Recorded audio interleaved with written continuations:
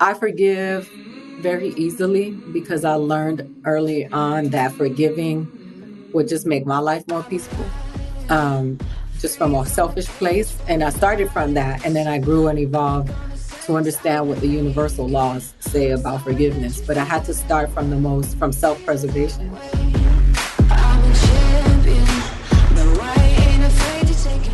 Hey, what's up, guys? I'm JR Martinez, and welcome to Rebirth. On this show, we talk to individuals that have had to reimagine, reinvent, and recreate themselves in order to grow. And we're going to learn how they use those experiences to propel them into who they are today.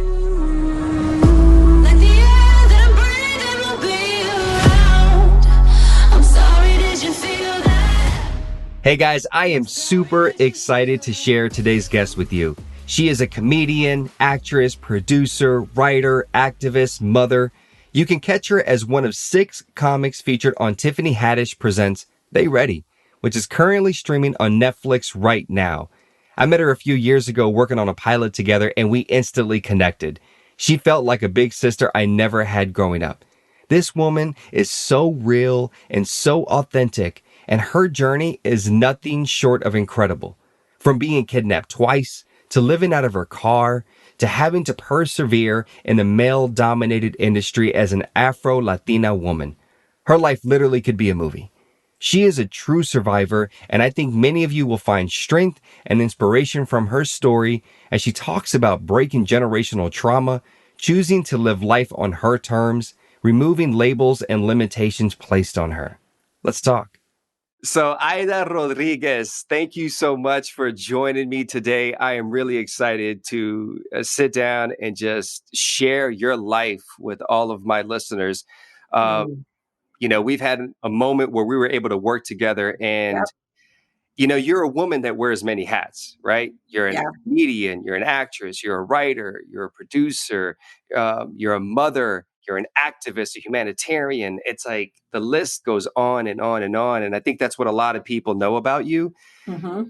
But what I fell in love with is learning your journey on how you got to this place of where you are in your life today. And so I think there's going to be a lot of people that are going to take so much away from your story and your struggle and how you survived and how you continue to thrive. And I just thank you for taking the time to join me today. No, thank you for having me. I appreciate it. You and I meet in that special place because we've had our journeys and we've never decided to be victims. We've decided to take our journeys and to help other people. We have mothers and fathers that come from different places and that have had to struggle and endure.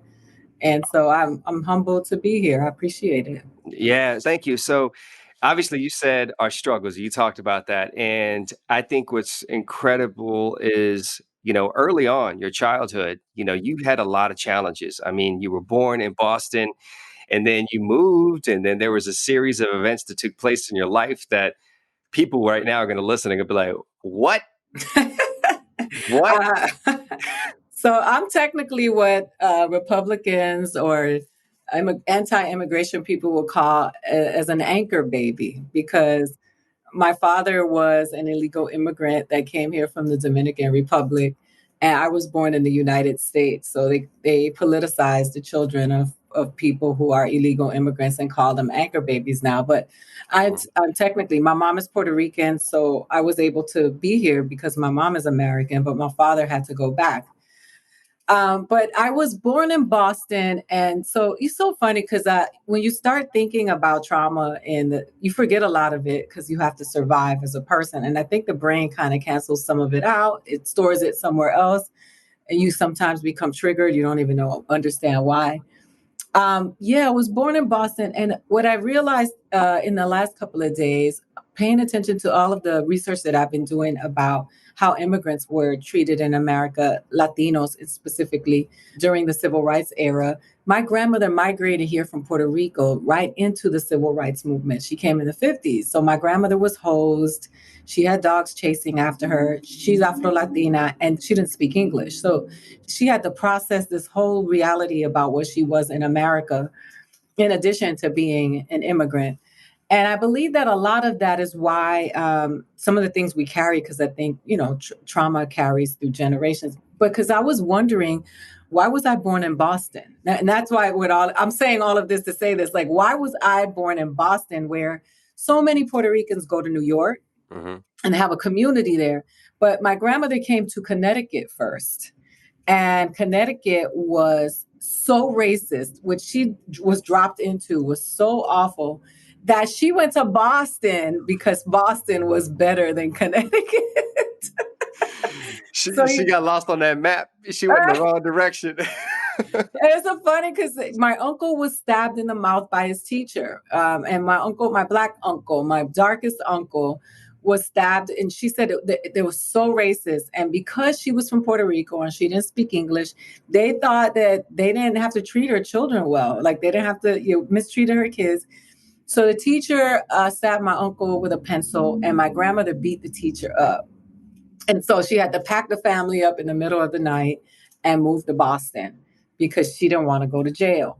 So that's how we ended up in Boston, right? Wow. So because I had to, the other day I was sitting around thinking, because we have so much to think now, and I'm like, why were we in Boston, right? And so I went to Boston. My mom was 15 years old when she met my father, and my father was 26, 27 years old. So it's so funny because I call my dad, when I refer to my parents, I call them the girl and the pedophile.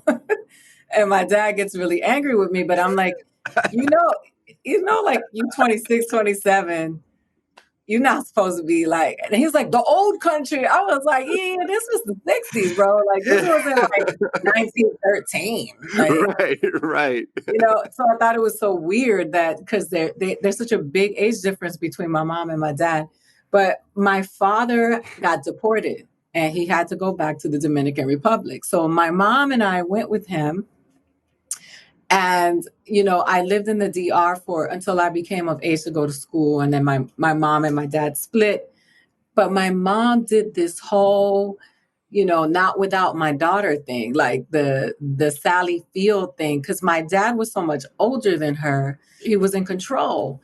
So my mom, she did in the middle of the night, packed us up, and she got me out of the country. And but she put some extras on it because when we got here, she changed my name. She didn't tell him where we were going. She kidnapped me from my dad. She took me from him. And how old were you at this time? I was little. That was before I started school. So maybe I was, 4 years old. Yeah, because I got back and I had to learn English when I came to the United States. Wow.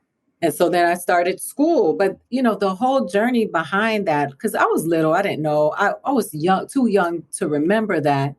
But after piecing the story together, getting the information from family members, finally finding my father, speaking to him, and him not being able to construct a sentence without that knot in his throat and bawling because he had been looking for me my whole life.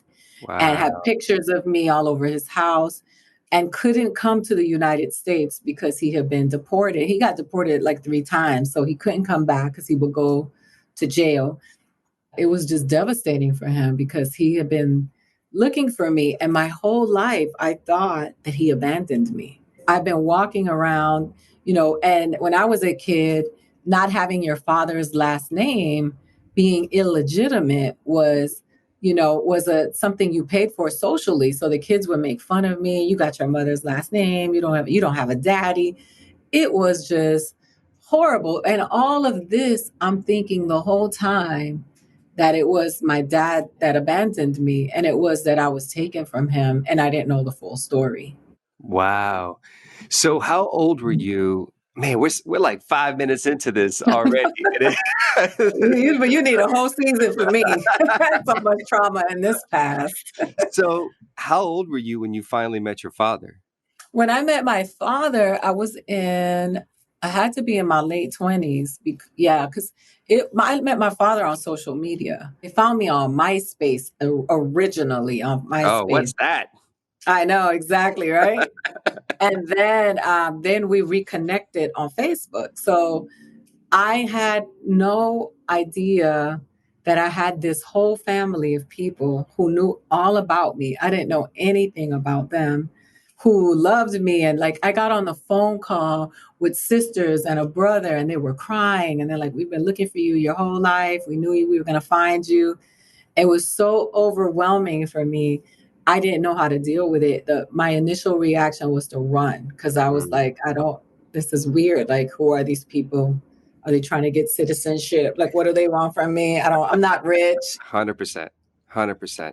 And so then how did that relationship evolve, or did it evolve? So it has. So the funny thing, my brother, I only have one brother on my father's side. He was dating a woman that lived in Los Angeles when we first started connecting. And they eventually ended up getting married and he moved to LA. So my brother lives in Santa Clarita. And I just talked to him this morning. We've developed a relationship. We spend weekends together. We have meals together. We go out together. He supports me. He comes to my shows and stuff. So I have a really strong relationship with him because we actually have built our own relationship from the ground up together. We met, we talked, we made a commitment to be in each other's lives. We cried together, we shared stories, and he's always known about me his whole life, and I never knew he existed. So Wow. the dynamic of that has been very, it just it filled me to know that my father made sure that my memory was alive to my siblings and that they knew that I was out there and they were always actively looking for me. So my sisters, I have three sisters that I kind of stay in touch with via social media. We talk sometimes on WhatsApp or whatever. Not as close as I am to my brother because it's odd. It's really strange to cultivate a relationship with people through social media. For me, I don't do dating apps. Like, I've never been somebody, I have to have, contact with the person and look them in Right. the eye. And my father, I do stay in touch with. And, I just realized that he's gotten older. And so I was going to go to the Dominican Republic to see him. And the coronavirus really just reminded me of how vulnerable we are and how, mortal we are. Like, Yeah. Yeah, absolutely. I had a sort of similar, not, as you said, I wasn't kidnapped, but, you know, my father left when I was 9 months old by his own choice. mhm, And growing up my whole life, I was mhm, told this is who he was, right? mhm. And so that was just the perception that I had of who he was. And this is what he was like. And this is why he left. And this type of guy. And you and I haven't had a chance to talk recently, but I finally met him for the first time a year ago. Oh, wow. How And was my that? and my father's from Mexico, Uh-huh. and he's still in Mexico. Like your father ended up getting deported back because he came here undocumented as well, but he got involved in crime and just got in trouble, so he had to be deported back, and he had that lifetime penalty, that ban of never coming back to the United States. And here I am going to Mexico to meet him, and it was wild because he's homeless. Oh, wow. He's he sleeps on a lady's patio. He walks around with a little backpack, a little mochila, and he sat down. We're talking, and he's pulling out a really old tortilla, like a tortilla that's been sitting out too long, and it's hard, and it's like starting to take shape. It's starting to bend, and he's like, "Oh, this is lunch," and he throws it back in. And there was Wow. a part of me, immediately my mind went to like my mother, thinking of my mother, right? Thinking of, okay, my mom told me all of these things about you and wanted to know, was this true? Was that true? And as I got some answers, there were some things that I realized, okay, maybe there was a little bit of, she added maybe a little much on the top, Of but for the course. most part, a lot of it was true. What for you, did you have any resentment towards your mother, towards your family on that side, for preventing you from having this beautiful thing that could have been yours all along? Well, you got to think that my imposter syndrome coupled with my Stockholm syndrome. I'm just, I'm so happy to be here. I'm so thankful that she fed me. And because Latin parents will remind you that they're doing what they're supposed to be doing as if they're doing like it's so funny because logically now, as a parent, I process it and I laugh because I remember my dad would be like, "You always had clothes on your back and food on the table," and I was like, "I think you were supposed to do that. Like, I couldn't have been homeless and hungry with a parent in the house. Like, do you want to get a like? I don't know why parents always do that to their children. Like, that's your duty as a. I didn't ask to come here. That's Like, guilt. it's so funny, but because I've had that with my mom and feeling, having such low self esteem and feeling left behind and feeling abandoned, that fact that my mom was always there, always felt like, well, at least she was here and she loved me enough to stay, that I couldn't resent her because for me, it was like, you know, what I've learned to do, and I've been able to do this at a very young age. Like, I don't ever judge people for their struggles because they don't look like mine. My mom was a victim of sexual abuse at a very young age. She didn't finish school. She's been mistreated, abandoned, left. She's got burn marks all over her. What you have on your face, my mom has all over her arms. And that happened to her when she was 9. She got burned by a car. She got bit by a dog. She's got the bite marks. And my mom had me so young that she didn't have the tools that were not, she didn't censor much from me. Like, she would try to protect me and be like, you stay away from that person. That person molested me and I don't want them to molest you. Like, you're like 8. You're like, what? I just sat on his lap yesterday. Like, What does that mean? yeah, why don't you tell me this now? Like, you should have told, I sat on his lap, and I'm like sitting there going through all of this in my head that I don't know why, but I've always been able to just say, my mom did the best that she could with the tools that she had. She was a victim of my father. And in her own way, she thought she was protecting me. She wasn't doing it to be spiteful. She wasn't doing it to be mean. She was operating out of fear. And even though that decision affected the course of my life and a lot of things that did happen to me as a result of it, she just did the best that she could. And I just could never harbor resentment towards her because I went to the doctor with my mom because she gets really bad migraines.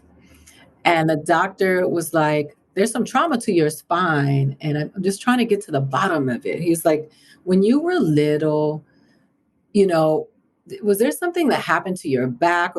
Well, all of it, we just came to find out that because she would hide from her molester under the cabinets. She spent so much time under the cabinet that her spine didn't fully develop.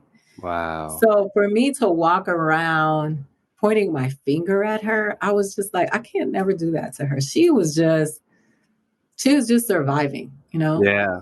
I forgive very easily because I learned early on that forgiving would just make my life more peaceful, just from a selfish place. And I started from that. And then I grew and evolved to understand what the universal laws say about forgiveness. But I had to start from self preservation. And I just, and it's funny because my mom has no remorse.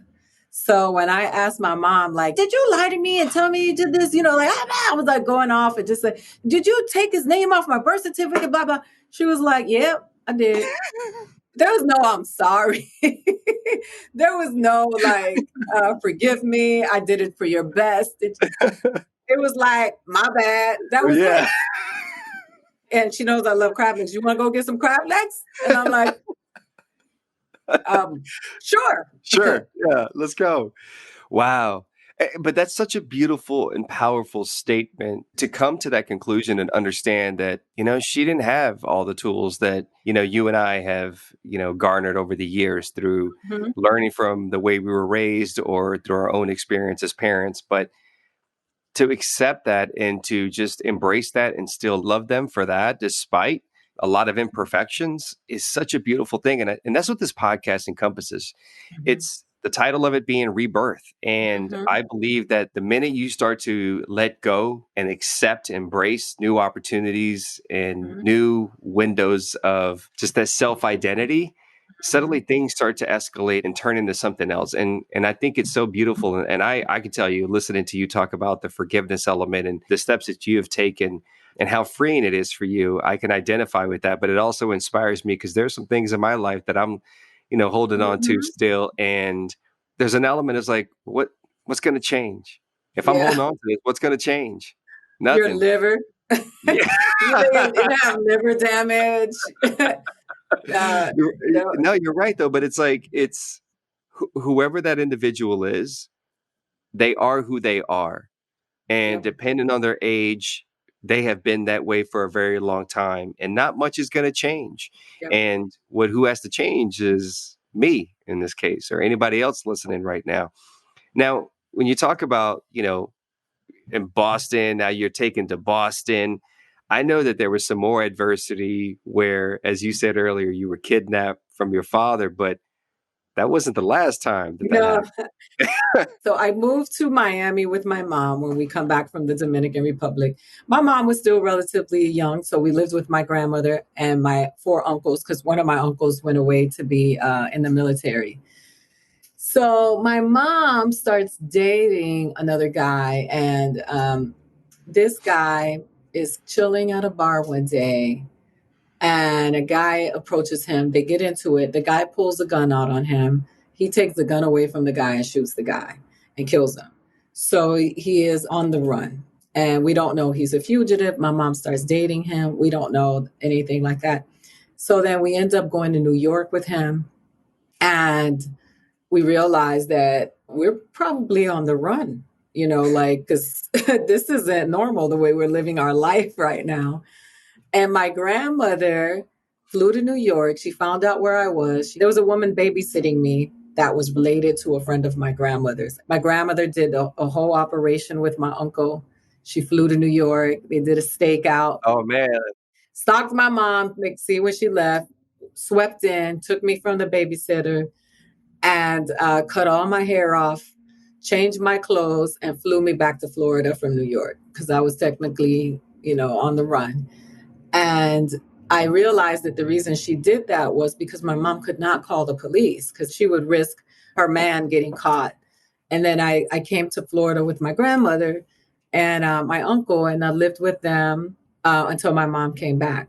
And it was, people, I wrote a joke about it and people like laugh and they're like, but I don't think people really understand that children of trauma, even when kids have parents who are abusive, neglectful, you still want your parents, like it doesn't matter how bad you see those children whose parents have mistreated them and done them wrong. They're always pining for they still want their mom. They're still, and though my mom didn't mistreat me, she was immature and she was caught up in this relationship, always looking for love in the wrong places.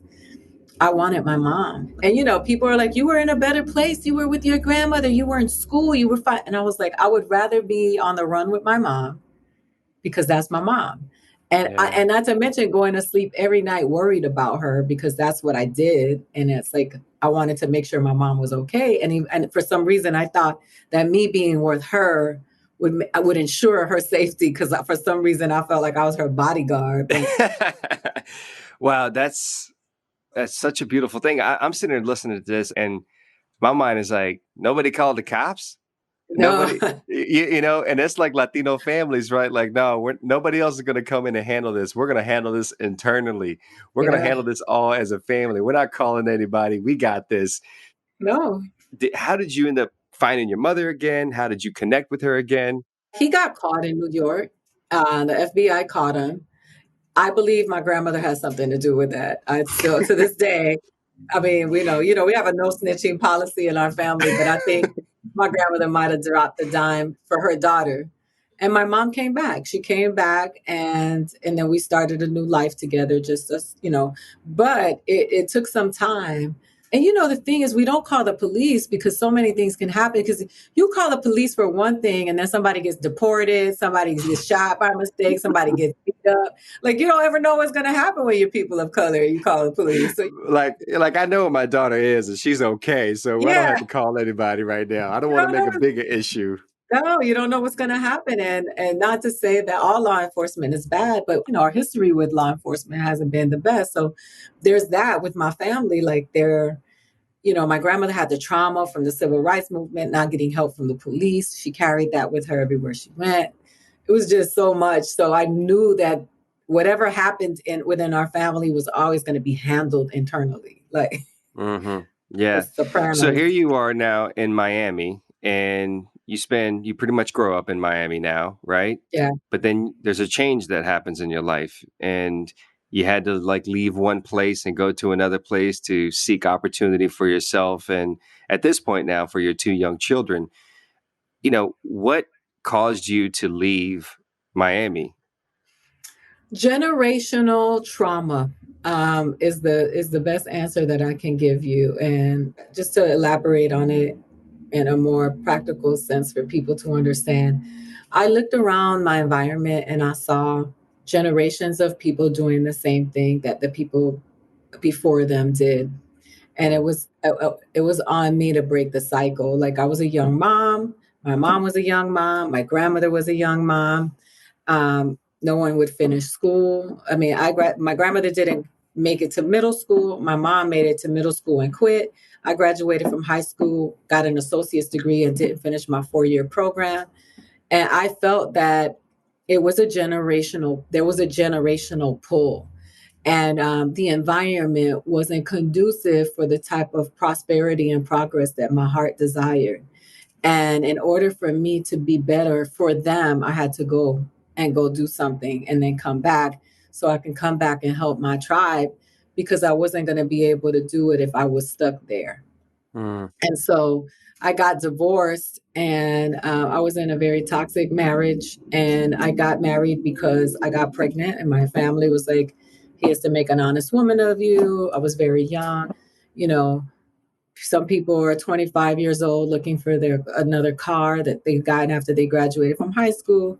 I'm looking at divorce with 2 children. It was a decision. I looked at my kids, dealing with the racism that we were dealing with in Miami. My children are Latino and Black. So I was like, I got to get them out of here. I got to save them. mm. And, there's a cultural reality of Miami. Miami is an enclave of microcosms of people who don't want to assimilate. So you have to find your place there, whether it's Little Haiti, Little Jamaica, Little Havana. For people like my children who are bicultural, it's very hard to find a place because there's so much. I needed them to be able to have an opportunity to thrive in my mind, right? Because that's all mental. And also, I wanted to pursue my career in the arts because I never wanted to do anything else. So I felt like I had been to Los Angeles, and I knew that it was far enough for my ex-husband not to want to go because he hated Los Angeles, and I knew he wouldn't follow me there. And so I just said, I got to take this chance. And it was weird because it was like a movie. It was like my friend Pat, who's I'm still looking for her. She's a travel agent in Orlando, Florida. She booked me 3 tickets and gave them to me and said, when you make it, you pay me back. And I got on a plane with my 3 kids. I have a friend, her name is Kwanzaa, who had a 2-bedroom apartment in Culver City, and said, you could stay here till you get on your feet. So I took all those opportunities. I pieced them all together. And what some people would see as being irresponsible and leaving to go pursue this thing with your children without thinking about them because that lacks stability and structure, I perceived as me saving their lives. And Mm. I believe that it made a great impact on who they are, in terms of what they wanted for themselves, because they were surrounded by people who all wanted to go to college, all wanted to go to good schools. They wanted to go to the Campbell Halls in LA. They wanted to go to the Harvard Westlakes. They were surrounded by those people. And so I just think your peer group has a lot to do with where you want to go. And But it did influence them, because I know here you now get to LA with your two young children. You're now pursuing this career in the arts as an actress, as Mhm. a model, as a comedian. Well, Mhm. comedian wasn't yet, right? No. You didn't think of comedy yet, but definitely as an actress and as a model. And you're trying, you get a job like every other person in LA, Mhm. right? Yeah. Auditioning nonstop, but they got multiple jobs or one good job and they're fitting everything else in. But there was a point where you thought to yourself, okay, I'm not going to do this anymore. Once you found comedy, there was a point where you said, I'm not going to do this anymore. Mhm. I'm not going to put my kids through this. I'm not going to put myself through this, because it's hard to be a comedian. I Yeah. mean, I know nothing about it, but from friends that I know, including yourself, it's hard to be vulnerable. It's hard to Mhm. show your true self and whatever your reality is and share that with the world without potential judgment. You said one day to your children, I'm giving this up, guys. And what did they both say to you? My son said, if you quit, my hero dies.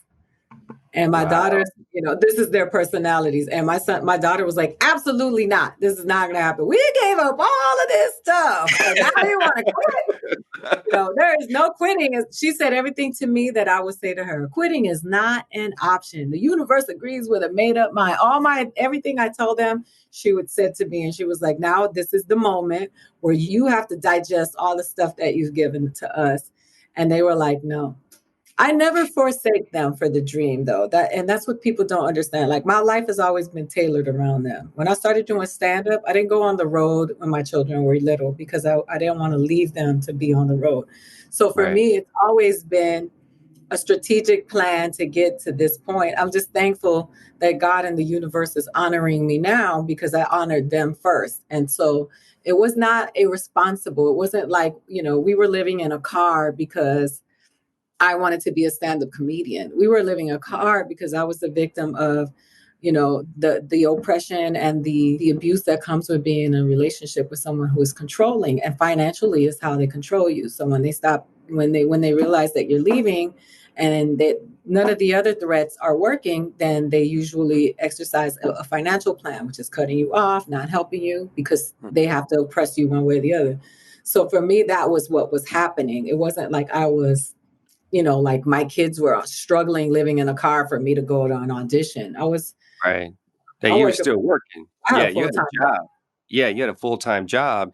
And it wasn't till I believe you said your kids got in high school and that's part of your strategic plan. Yeah, Once they got into high school, then you felt you can at least venture out and try yeah. this new space of comedy. Which is true. A lot of people misinterpret and say, oh, again, like you said, she's sacrificing, her children and for her to pursue what she wants. And it's not the way it took place for you. You always put your children first. hmm But now you find comedy. How did you find comedy? Comedy found me, and it was through the people that I knew in comedy. I was not working, but I had done some spots on Jamie Foxx's radio show on Sirius, and one of the comedians there was like, you have a comedic rhythm. You should try stand up. You should. Chris Spencer and I did we roasted a mutual friend for her birthday. She had a birthday brunch with a roast part of it. She asked me if I would roast her, and I was like, I roast? Like, what is that? She was like, you just make fun of me and then whatever. So then we You're did like, it. I'm in. No, I didn't know, right? And Chris Spencer was like, hey, you know what? You are a stand-up comedian. Like, I don't think you understand that you're a stand-up. And so Chris's history with stand-up is, he's a guy that's been there for Jamie Foxx and Kevin Hart. And so he's so connected to stand-ups. He is a stand-up, so he knows a stand-up when he sees one. Right. So he's like, look, this is the Westwood Brewing Company. They have an open mic here. You should go try it. See if you like it. And I just started and I never stopped. Wow. But how difficult was that? Because a woman hmm in an industry that is very much male dominant, and I know you have a lot of opinions related to this space and how difficult it was for you and any other woman that to cross into comedy. I mean, what was the struggle like for you? More than just being a woman of color, because there weren't that many. And Latinas, you can even forget about that. And Afro-Latinas, even so when you get into those subcategories, comedy has always been a male dominated space. It's Mhm. never been, there was an era where there was Lucy and Rita Rutner, and there was a bunch of women that were doing stand up. But the reality of it is, Phyllis Diller started doing stand up older. It's always been a male dominated space.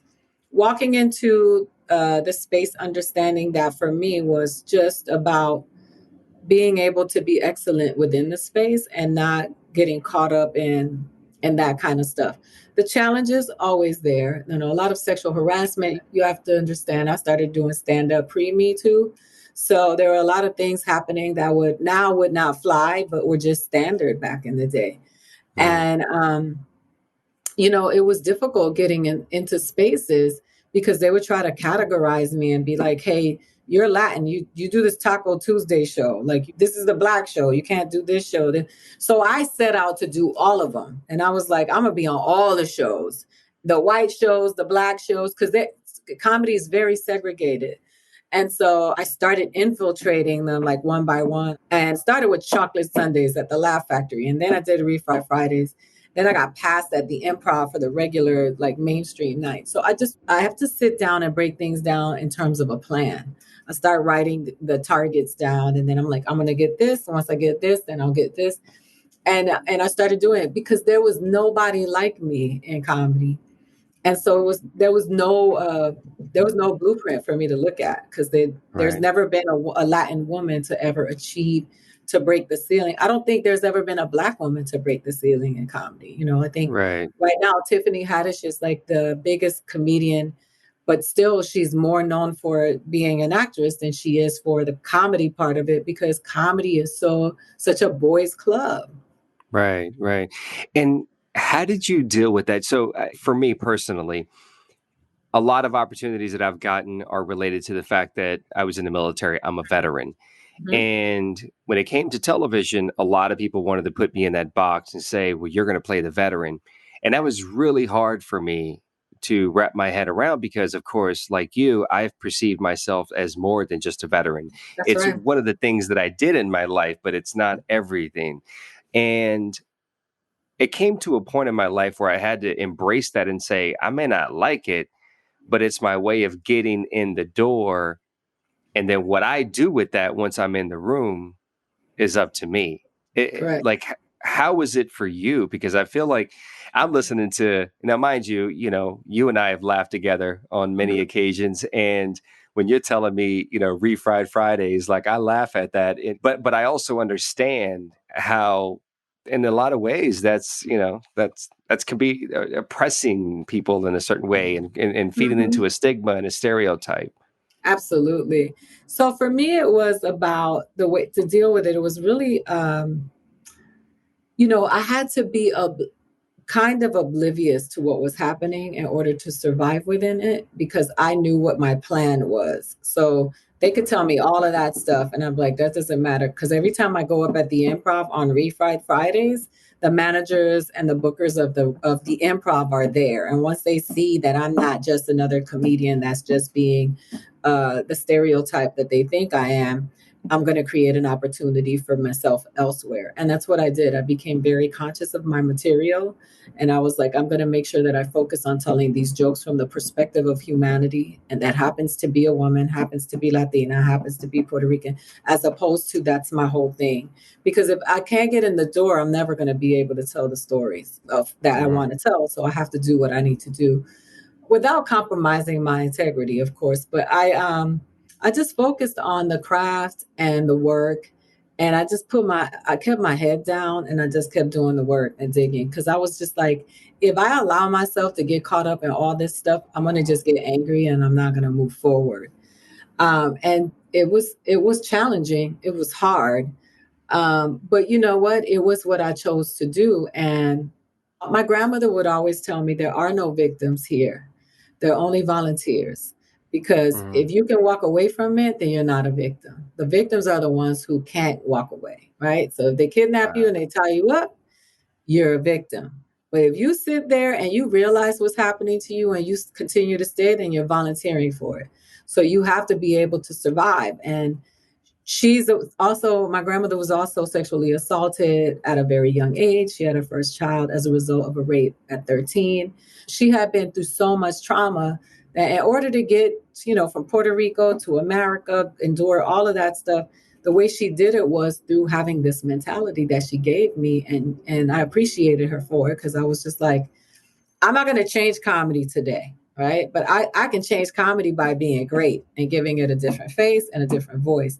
The only way that's going to happen is for me doing the work. I could sit around here and complain about how unfair it is all day long, or I can just do the work and be the exception. And when I do Last Comic Standing, make sure they remember the jokes.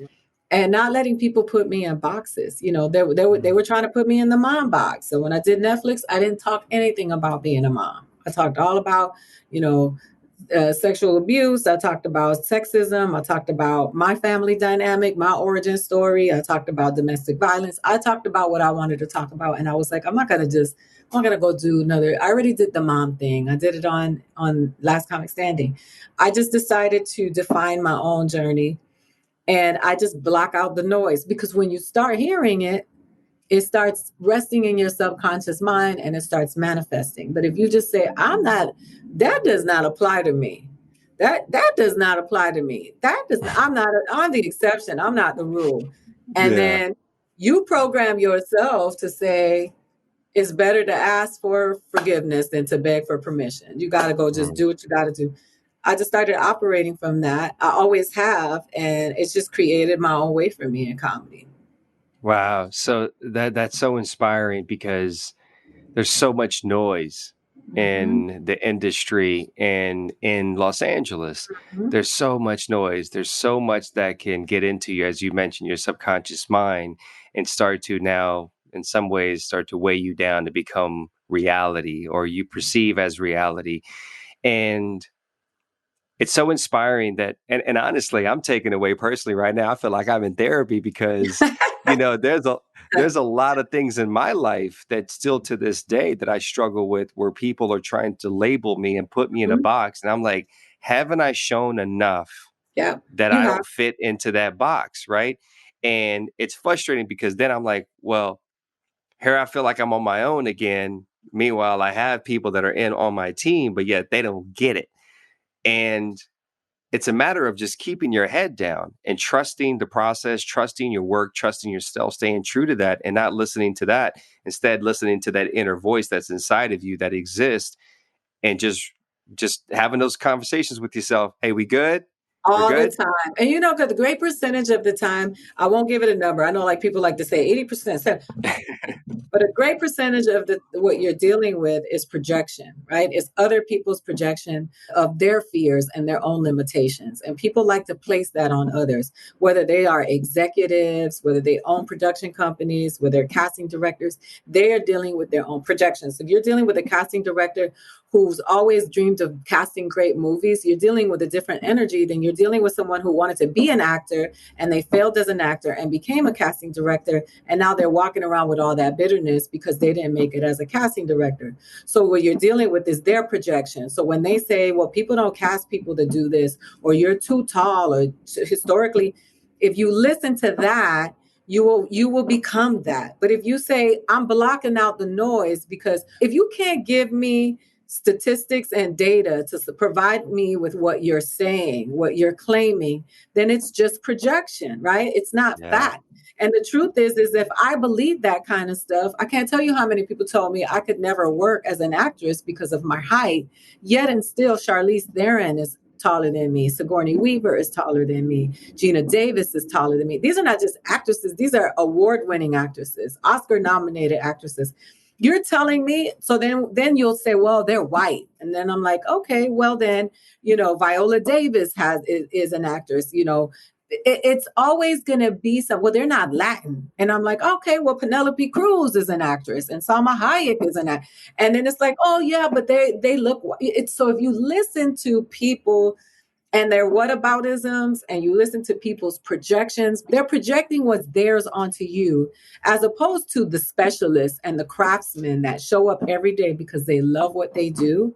That's Mhm. sort of the people that I always gravitate towards. Those are the people that I look for, because even the people in your own life, out of fear and trying to protect you, will tell you things from projection. And a lot of it is not fact, and it doesn't apply to you, because your vibration and your energy is all your own. And what you operate from is what determines where you're going. Nobody's rules. If anybody's rules really applied, then Viola Davis would not have that award on her mantle. Denzel Washington would not have it. Sidney Poitier would not be able to slap a white man on and be alive. You know what I mean? Like, it's the truth. Like, if you think about it, you be like, and we still watch them. They call me Mr. Tibbs. You know what I mean? he would have been dead, right? So, and he's still alive walking the beautiful earth. But we cannot allow other people's projections be our determining factors on where we're going. And a lot of times, even within the industry, this is how I've worked within a well-known establishment in Hollywood where I was constantly dealing with people, executives who were projecting their own bullshit on me. And what happened was that I kept like saying, I'm not listening, I'm not listening, I'm not listening. That the person that was over them came across me through another medium and was like, oh, wow, where's this woman? I want to work with her. And there, somebody was like, oh, she's at your company. They're like, and this overrided everybody and was like, so the truth is that if you stay true to your energy, if you believe that the universe agrees with a made up mind and you make a decision to do what you're going to do, what needs to be in your life, what operates on your frequency and your vibration will find you. And I believe that wholeheartedly. So if you feel stuck and you feel like you keep ending up in this place, is because you're allowing the noise in and you got to shut it out. You got to say, that's y'all. Y'all the ones can't get a job because you tall. Oh, that's y'all who can't get a job because you Mexican. Oh, that's y'all. That's not me. That doesn't apply to me because I didn't move 3,000 miles away with 2 children, struggle what I did so that somebody could tell me that I'm not enough to do what I want to do because that gate was given to me by something bigger than you. So how can you take it away from me if it's been living in me since I was a little kid and it came from something way bigger than you? How could you think that you could just shut that off just because you didn't have the experience that you thought you should have in this game because you didn't allow your mind to do the work for itself? Not gonna happen. My mouth is like my jaw's dropped. I'm just sitting here like I got to rewind that when this is over. I got to go back and replay that because that is so powerful and so deep and so inspiring. And I know that maybe you're not intending it to be that way. You're No. speaking your truth and your experience and what has allowed you to become successful and a voice.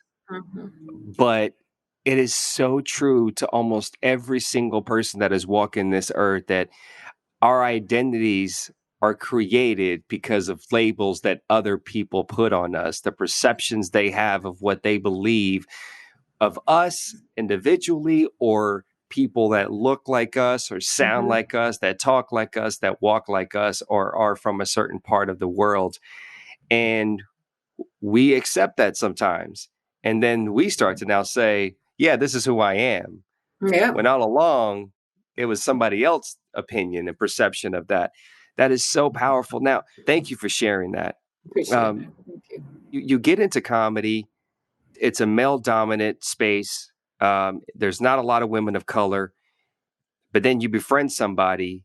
And the reason why I want to touch on this is Mhm. because you and I have had many discussions where we believe the same thing that we should be helping each other. Yep. We should not have this mentality of being of color, of being as other people perceive as a minority, of where it's me and nobody else. Yep. And it's a matter of us doing it together and helping each other. So I'd love for you to share the story of this person that you befriended and this motto and this tagline that you guys Mhm. created and still live by today. Yeah, throwing the rope back. It's funny because I cannot speak on my journey without being fully transparent and honest about how it all started for me. So I did Last Comic Standing because Wanda Sykes put me on that show. Wanda Sykes and Paige Hurwitz, 2 other comedians that were women who saw me. They understood what I was because up until then, people were just like, she's too much, just too much. I can't deal with like this. Is why isn't she doing what we want her to do? Why isn't she talking about Sharpie eyebrows? Like, why isn't she? Why does she want Mm, to talk about this? Wanda Sykes and Paige Hurwitz put me on Last Comic Standing, and I made it to the top 10 finals. Tiffany and Haddish and I became friends when I started doing comedy. I did Last Comic Standing, and she was doing a show called Funniest Wins on TBS. And we made a pact during that show because we thought somebody was gonna be famous after we did the reality shows. We were like, we made it, as everybody else does. But we made a pact that whoever got it would throw the rope back. And so we made that pact during that time. Then we went on to do other things. She continued doing some acting. I did the Shaq All Star Comedy Jam, Shaquille O'Neal. So Shaq's brand gave me an opportunity, but the two women who produced that show, Tamara Goins and Valerie Benning, put me on the show. Made me it was the last installment of the series. I was the only Latina, Latin person to ever do it. I was one of four women that did these out of the 10 episodes. So it was me, Monique, Melanie Camacho, and I believe Gina Yashere, who's on Bob Hart's Abishola at CBS. So I became part of this like community of women that have been very small. There were no Latin people. So it was just me and the women. Then I do HBO Latino, which is for the HBO brand. And also it was a group of Dominican women who were running that, who put me on the show, along with Edwin Lacona and Victor, who have a company called that where they specialize in Latin content. So all of those things were leading up until the place where Tiffany then blows up. And I'm having a conversation with her the week before Girls Trip comes out. She's like, I don't know what I'm going to do. I just did these movies. I'm getting tired of this, blah, blah, blah. The movie hits on Friday. Monday, she's in Variety as the funniest person on the planet. Everybody goes bananas. She becomes a superstar. A few months after her becoming super famous, she starts talking about she's going to do a special series for Netflix. And this is after all the things start happening, because it's like they come, in droves. And so you got a movie with Kevin Hart. So now everybody's trying to be in business with you. You're a name, you're a brand, you're a draw. Netflix comes and she calls me and she says, hey, I'm going to do this Netflix thing, but I want to do a special. And then I want to do a special where I produce 6 specials for my friends, people who I think who are funny, that I believe need to be seen. And mind you, like during this time, I'm flattered by the call. She's, I'm like, yo, you are so busy. Like, you're not going to be able to do this. Like, when is this going to happen? Yeah, no, not even. I was just like, pace yourself. Like, I know you got all these movies, you got all this pressure. It's all good. I appreciate you thinking about me, though. I love you for it. When she sets her mind to do something, there's no deterring her from that. So she was like, I'm going to do it. And it happened, I believe, a year later. I thought it would happen maybe 4 or 5 years later, because I didn't think she would have the time to do it, but she did. And so she kept her word. We talked about it. We would go over names, people that we thought, she always values my opinion. So she was like, what do you think about this person? What do you think about that person? And it's so funny that, I get the call from Netflix. My agent calls me and is like, Netflix called. And it was just, I laughed because I was like, she didn't stop. She would not stop until she got it done. And we did it. She kept her word. She produced it. She took a pay cut. I don't know of anyone else, not just at Netflix, but any other comedian who's taken a pay cut to create an opportunity for others. Wow. And she did. And she's a woman, a Black woman, who's probably getting paid less than everybody else, for these comedy specials, because you heard Monique arguing about the amount of money they offered her. So it was big, because I was like, wow, she really kept her word. How do we get those two communities to understand that and buy into that, right? Mm-hmm. Because that is one of the things that if we're going to be divided, then how are we going to progress? Well, the thing is that there's so much unpacking to do, so much information that people need to have, because we don't have collective power in Hollywood. And that's our biggest setback, is that we don't have collective power. When you think about the Jewish community who, they bonded through trauma and were able to maintain a memory of things that happened to them and let that fuel them into getting what they needed as a community. There's been so much divide and conquer with our communities that we don't understand that collective power is what we need. It doesn't profit us as a people if we have Kevin Hart and we have Tiffany Haddish and we have this person and we have that person, but together they can't make major moves in Hollywood for the image of our people to be present. George Lopez and Fluffy and all of them. So when you think about it, it has to do a lot with where we invest our money in terms of groups. And that is where my work has led me to now, is just starting to really understand and help people just really get a grasp on financial power and getting financial literacy, because I think that that's where our deficit is. We don't understand it on a basic level. So it's not going to just, we have this lofty idea of how we're going to make it happen. We really have to understand the economic power that we have, the buying power. And if you think of Latinos and Black people, who both are the biggest consumer markets of this country, that we spend the most dollars and we have the least power.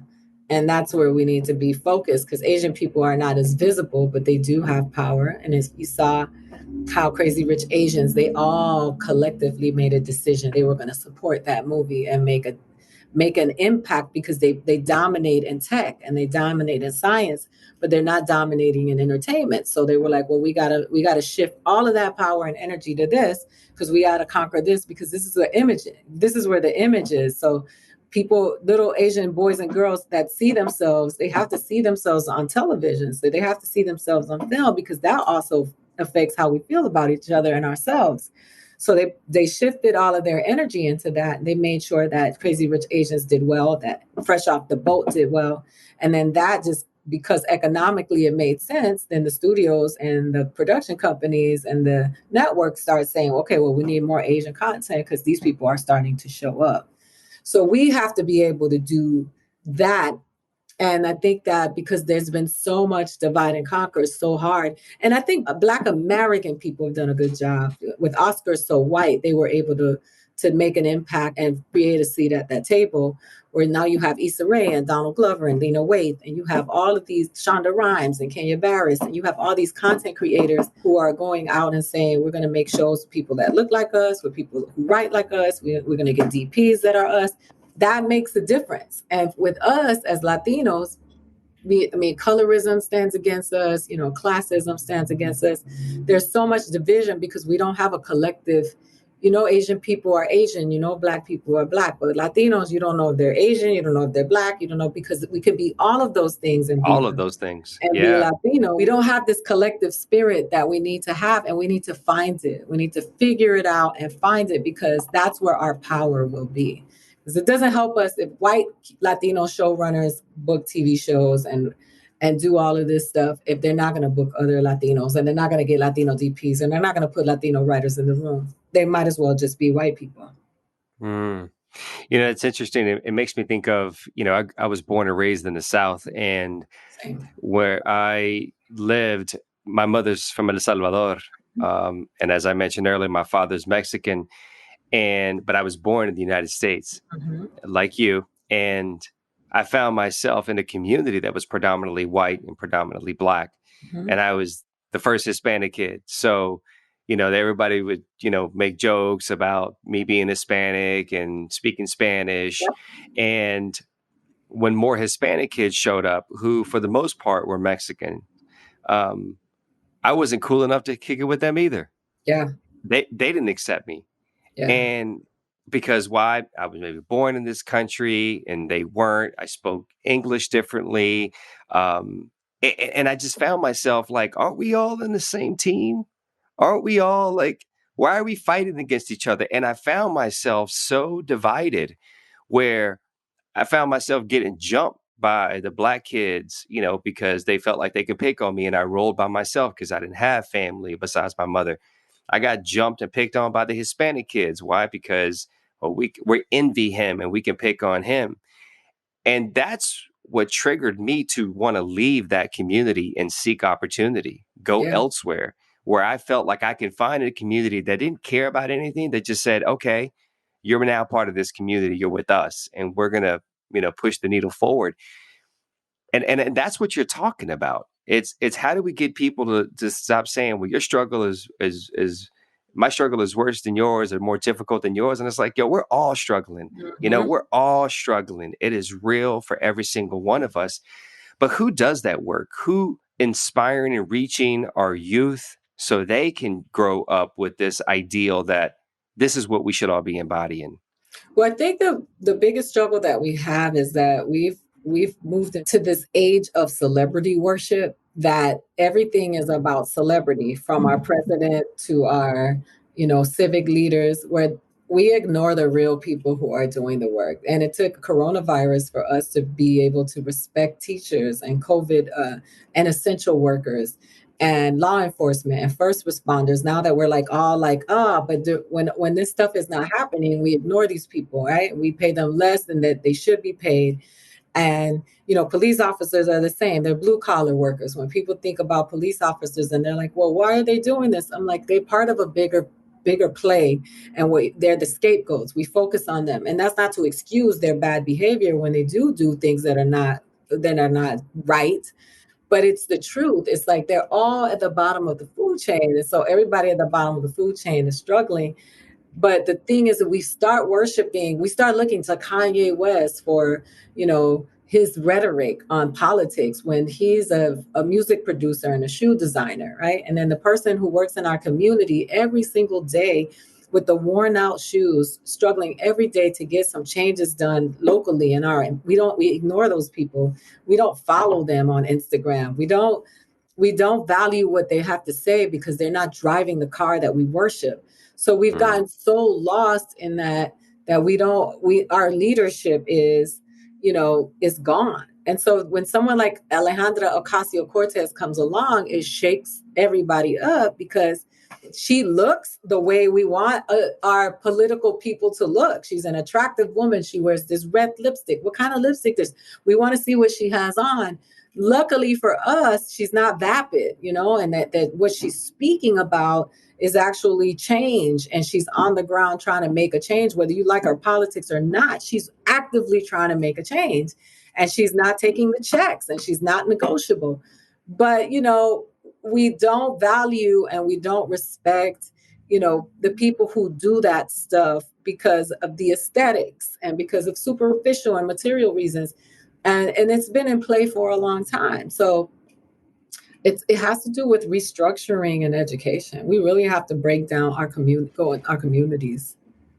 But it's also reaching those individuals that have the platforms, Yeah. and asking them to help get this message out to their followers. Yeah. So Kanye West, instead of saying, this is what I think about politics, because he only visits with politics, right? He should be saying, these are the people in Illinois who are doing the work. And I want you guys to follow these people. Diddy, instead of saying, hey, the Democrats need to do, because a lot of people heard what Diddy was saying. They heard him saying, don't vote if Joe Biden doesn't give you what you want. And instead of saying that, you weren't politically activated months ago when there were all these candidates, and you're just going to come in the ninth inning and now start talking about it. Better serves us for you to say, here's a map of the United States, and here are the people who I respect that are doing the work on the ground. And if you want to know what sheriffs you need to be voting for, and which DAs and which superintendents for the schools, these are the people that's what I want to hear from Diddy and from Beyonce and from Kim Kardashian. I don't want to hear Kim Kardashian tell me that she's working on legal reform when just she used her platform to get, she didn't even do the work. There were Black women on the ground doing all the work that got these people out of jail. But it doesn't serve us. What do you get out of that? Don't you get enough accolades for your lip gloss and for your body contour stuff? Why don't you use your platform to direct the energy and the attention to the people who are actually doing the work?